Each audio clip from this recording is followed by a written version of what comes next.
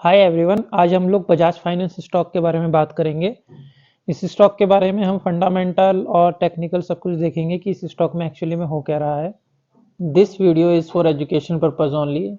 Please video को pause करके पहले डिस्क्लेमर पढ़ लें।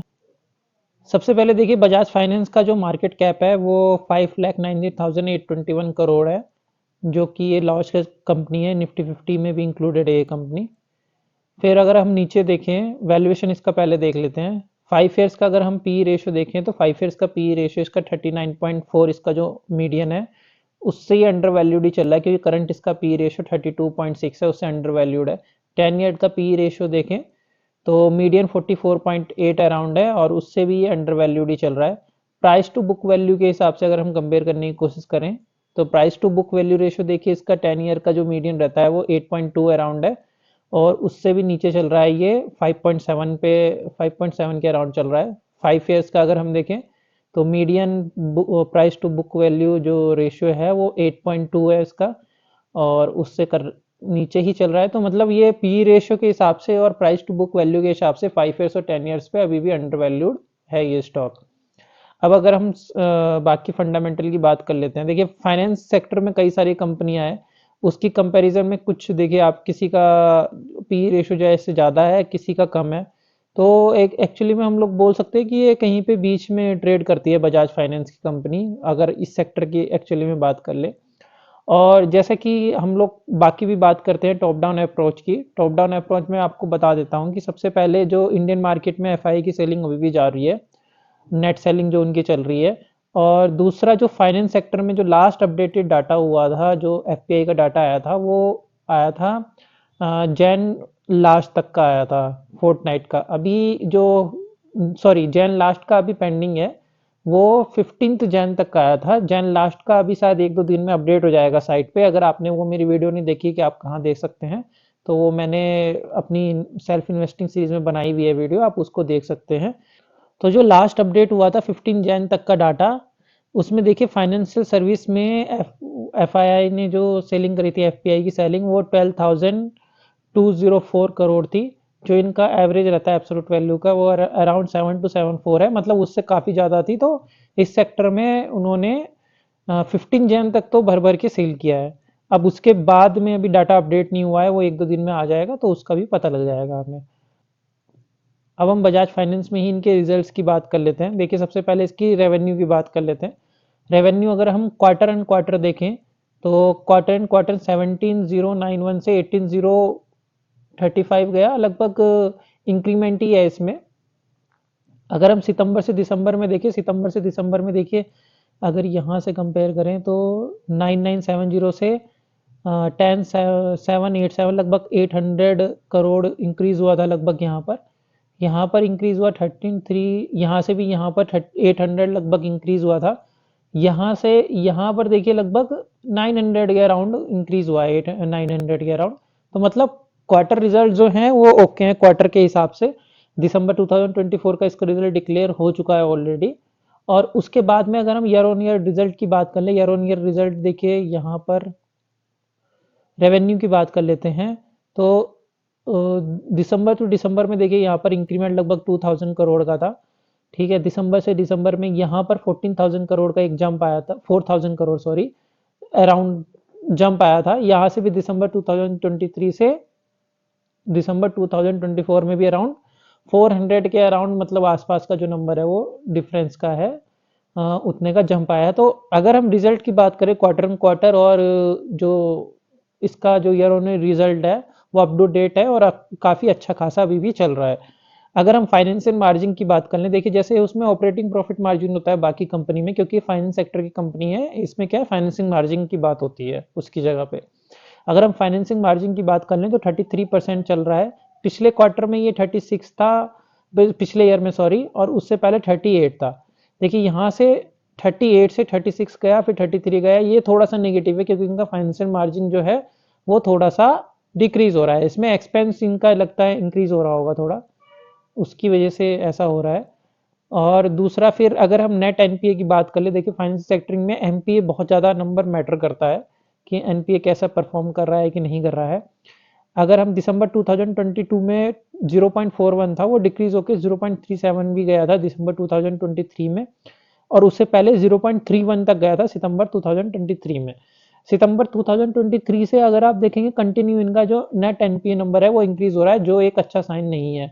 मतलब फिर भी, लेकिन जस्ट एक, अगर आप देखेंगे तो अच्छी अच्छी कंपनियों का, जो बैंकिंग सेक्टर की कंपनियां भी, उनका नेट एनपीए क्या है, 1% तक अराउंड रहता ही है। तो 1% तक मुझे लगता है कि मैनेजेबल रहता है उनके हिसाब से, अच्छा खासा कि वो मैनेज कर पाते हैं। फिर भी थोड़ा इंक्रीजिंग रेट है, ये थोड़ा सा नेगेटिव है, लेकिन 1% से तो नीचे ही है।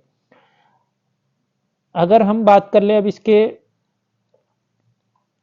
देखिए बोरोइंग जो होती है कंपनी की, बोरोइंग देखिए जब बिजनेस बढ़ेगा, ये फाइनेंशियल सेक्टर की कंपनी है, क्योंकि जब ये फाइनेंस करती हैं, इस चीज को फाइनेंस दे रही हैं, तो ये कहीं से भी पैसा उठाती है एक सर्टेन इंटरेस्ट रेट पे, फिर आप किसी और को ये पे करती है सर्टेन इंटरेस्ट रेट पे, जो इंटरेस्ट रेट का डिफरेंस होता है उससे उनकी कमाई होती है। तो जितना ज्यादा इनका सेल्स मतलब रेवेन्यू बढ़ रहा है, उस हिसाब से बोरोइंग बढ़नी चाहिए, और वो तो बढ़ेगी ही, बोरोइंग मतलब कम नहीं होगी अगर रेवेन्यू बढ़ रहा है इनका। तो अब हम नेक्स्ट बात कर लेते हैं, मेन जो शेयर होल्डिंग पैटर्न मैं आपको दिखाना चाह रहा था। शेयर होल्डिंग पैटर्न में देखिए, पहले सबसे पहले ईयरली जाता है, प्रमोटर की देखते हैं। प्रमोटर देखिए 57.94, वहां से 55.14, 55.17, 56.20, मतलब डिक्रीज कर रहे थे। डिक्रीज करते करते करते करते ये 55.86 पे लेके आए, और उसके बाद में इन्होंने इंक्रीज करना चालू किया। 55.91 फिर इंक्रीज किया, फिर डिक्रीज कर दिया अगले साल, फिर 54.70। तो जो मुझे दिख रहा है कि प्रमोटर्स अपनी इस कंपनी में, बजाज फाइनेंस में, स्विंग करना बहुत ज्यादा पसंद करते हैं। मतलब जब उन्हें वैल्यूएशन सही लगती है वो खरीद लेते हैं, जब उनको वैल्यूएशन थोड़ी सी गड़बड़ लगती है वो उस टाइम पे बेचना भी चालू कर देते हैं। ठीक है, मतलब जो भी उनका रीजन है उस हिसाब से बेचना भी चालू करते थे, क्योंकि स्विंग कर रहा है ये, ना तो ये कंसिस्टेंटली खरीद रहे हैं, ना ही कंसिस्टेंटली ये बेच रहे हैं। एफ की बात कर लूँ मैं अगर, तो एफ ने देखिए इसके जो बॉटम सबसे कम जो किया था वो मार्च 2023 में किया था 19.17, उसकी कंपैरिजन में 20.55 इंक्रीज हुआ था, फिर दिसंबर 2024 में इंक्रीज हुआ है मार्च 2024 की। लेकिन हम लास्ट क्वार्टर का भी देखेंगे अभी क्वार्टर वाइज कि क्या चल रहा है। डीआई की बात कर ले तो डीआई देखिए कंटिन्यूसली इस कंपनी में इंक्रीज करते जा रहे हैं अपनी शेयर होल्डिंग पैटर्न। अगर हम क्वार्टर वाइज बात कर ले तो एफआई ने देखिए लास्ट क्वार्टर जो दिसंबर में अपडेट हुआ था उसमें डिक्रीज किया है। इनका जो टॉप बना था जून 2024 में, रेसेंट टॉप बनाया था ना 21.08 का, उसके बाद में ये बेचने, जैसे बाकी सब फाइनेंस कंपनी में बेच रहे हैं इसमें भी बेच रहे हैं। मेरे को लगता है इसमें थोड़ा कम ही बेच रहे हैं। देखिए डिफरेंस सितंबर से दिसंबर में देखिए कितना है, 20.81 से 20.79, केवल 0.02% का डिफरेंस है। ठीक है, बड़ी कंपनी है, 0.02 का भी काफी बड़ा नंबर होता है अगर बड़ी कंपनी है इतनी ज्यादा मार्केट कैप की। लेकिन फिर भी जो परसेंटेज वाइज देखेंगे तो डिफरेंस बहुत ज्यादा नहीं है, वो डिफरेंस हल्का सा ही कम हुआ है। ठीक है, तो मतलब फाइनेंस सेक्टर में जो हमें डाटा दिख रहा है, फाइनेंस सेक्टर में एफआईआई ने बेचा है। ठीक है, बेच रही है, बजाज फाइनेंस में भी उन्होंने बेचा है। लेकिन जो मुझे लगता है मेरे एनालिसिस के हिसाब से, कंपेरेटिवली जितना वो बाकी कंपनीज में बेच रही है ना, फाइनेंस सेक्टर की बाकी कंपनी में, उसकी कंपेरिजन में बजाज फाइनेंस में उन्होंने कम ही बेचा है। अब डीआई की बात कर ले, डीआई का जैसे हम पहले ही बता चुका हूँ कि ये कंटिन्यूसली इंक्रीज कर रहे हैं, और देखिए इंक्रीज ही होता जा रहा है। और अगर पब्लिक शेयर होल्डिंग की बात कर ले, जो जनरल पब्लिक है, देखिए वो टाइम के साथ डिक्रीज हो रही है कंटिन्यूसली, जो एक अच्छा साइन है। मतलब पब्लिक की शेयर होल्डिंग डिक्रीज होने का मतलब क्या है, प्रमोटर, एफआई प्लस डीआई, इन तीनों की शेयर होल्डिंग इंक्रीज हो रही है। अब ये जो बड़े ट्रेडर है, बड़े ट्रेडर की जो बड़े इन्वेस्टर हैं, उनकी शेयर होल्डिंग इंक्रीज होना मेरे हिसाब से तो एक अच्छा साइन है कंपनी के लिए। अब हम इसके टेक्निकल एनालिसिस की बात कर लेते हैं। देखिए टेक्निकल एनालिसिस में सबसे पहले देखिए मैंने वीकली चार्ट लिया हुआ है इसका। वीकली चार्ट में इसने सबसे पहले जो ऑल टाइम हाई बनाया था, इसके अराउंड बनाया था इसने 2021 में। उसके बाद भी एक ऑल टाइम हाई इससे जरा सा ऊपर गया था, लेकिन नीचे आ गया था, ये सस्टेन नहीं कर पाया था उस टाइम पे। तो 2021 में जो बनाया था, अब 4 साल बाद में लगभग साढ़े तीन साल तो हो गए, साढ़े तीन साल बाद में ये लगभग अब फिर से इसने ब्रेकआउट दिया है। इसी कारण से मैं इस स्टॉक को मैंने सेलेक्ट किया था कि इस स्टॉक में देखिए मल्टी ईयर जो लेवल है उसका ब्रेकआउट दे रहा है। अब वो ब्रेकआउट सस्टेन करेगा या नहीं करेगा वो थोड़ा सा देखना पड़ेगा, क्योंकि देखिए जब यहाँ पर ब्रेकआउट दिया था ना, आप 2020 के टॉप बॉटम वो टॉप देखे कोविड से पहले, और जब यहाँ पर ब्रेकआउट दिया था, इसने ब्रेकआउट करने के बाद के पहले ना एक बेस बनाया था। ठीक है, बेस बनाया था, उसके रिट्रेस किया, रिट्रेस करके फिर ऊपर गया, फिर उसके बाद कंटिन्यू ऊपर जाता गया। अगर ऐसे ही टाइप का कुछ स्ट्रक्चर बनाया ना कि यहाँ पर ये कुछ कंसोलिडेट करके बेस बनाए तो एक स्ट्रॉन्ग सपोर्ट इसे इसी लेवल पे मिल जाएगा कि अगर ये ऊपर जाके नीचे गिरता भी है वापस तो यहीं पे एक सपोर्ट उसे मिल जाएगा। लेकिन अभी तक वो बेस बना नहीं है। या तो अब देखिए कई स्टॉक में वो बेस बनता भी है, कई स्टॉक में ब्रेकआउट के बाद में वो बेस नहीं बनता है, ठीक है, वो सीधा ऊपर ही जाते रहते हैं। लेकिन जिस स्टॉक में बेस बना के ऑल टाइम हाई के आसपास में थोड़ा सा नीचे या थोड़ा सा ऊपर बेस बना के जो स्टॉक ऊपर जाते हैं ना, वो स्टॉक का चार्ट उतना ज्यादा बढ़िया रहता है बुलिश के हिसाब से, बुलिश रहने के हिसाब से। क्योंकि जब वो बेस क्या है, जब अगर वापस वो रिट्रेस करेगा या फिर नीचे गिरेगा ऊपर जाके तो बेस क्या है, सपोर्ट का काम करता है।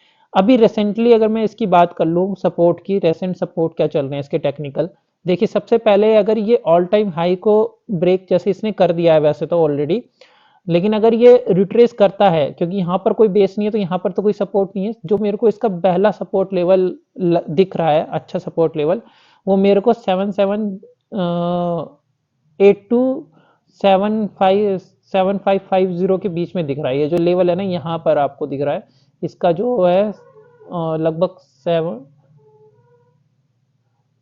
7600 से 7800 के बीच में जो अराउंड का एरिया है, इसमें जो आपको दिख रहा होगा यहाँ पर मेरे को एक सपोर्ट लेवल दिख रहा है। और दूसरे देखिए यहाँ पर ना 2021 से बॉटम में एक ट्रेंड लाइन भी बन रही है कंटिन्यूसली।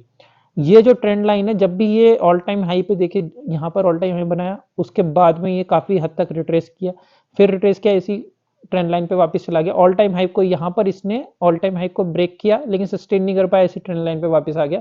अब फिर से ऑल टाइम हाई को ब्रेक कर रहा है, अगर सस्टेन नहीं करता है तो अगर ये लेवल और ये जो ट्रेंड लाइन है ना इसकी, ये लेवल सबसे पहले सपोर्ट का काम करेंगे। अगर आप इसमें इन्वेस्ट करते भी है बाई चांस तो मैं तो यही सजेस्ट करूंगा कि आप इनमें से कोई एक लेवल जो आपको सुटेबल लगता हो उसके हिसाब से कुछ स्टॉप लॉस वगैरह लेके चले कि अगर इसके नीचे आता है तो बाय चांस मैं स्टॉप लॉस रखूंगा कि मतलब मेरा जो है कि अभी ये बुलिश ब्रेकआउट नहीं दिया है, अदरवाइज इसने ब्रेकआउट दिया है तो दूसरा क्या कर सकते हैं, अगर आप इसमें एंट्री देखना चाहते हैं, एंट्री देखने अगर कोई एंट्री देख रहे हैं तो यहाँ से देखिए, यहाँ से अगर ये रिट्रेस करके इस लेवल के आसपास में आता है और यहाँ से फिर बुलिश कंटिन्यू करता है, एक तो एंट्री यहाँ पर बन सकती है कि आप इन्वेस्टमेंट के लिए अगर देखना चाहते हैं इसको कंसीडर करते हैं तो एंट्री तब बन सकती है।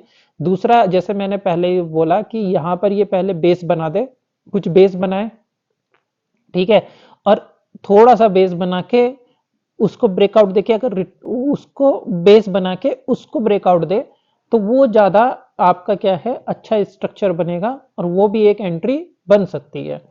इसी के साथ मैं अपनी ये वीडियो समाप्त करता हूँ। अगर वीडियो पसंद आई हो तो वीडियो को लाइक शेयर एंड सब्सक्राइब करें और मुझे कमेंट सेक्शन में जरूर बताएं तथा बेल आइकन दबाना ना भूलें। धन्यवाद। This video is for education purpose only, not any financial advice. It is my personal view. Please do not take any financial decision based on this video. Please consult your financial advisor before taking any decision. I am not responsible for any financial gain or loss or any implications arising out of any decision taken by anyone after watching this video.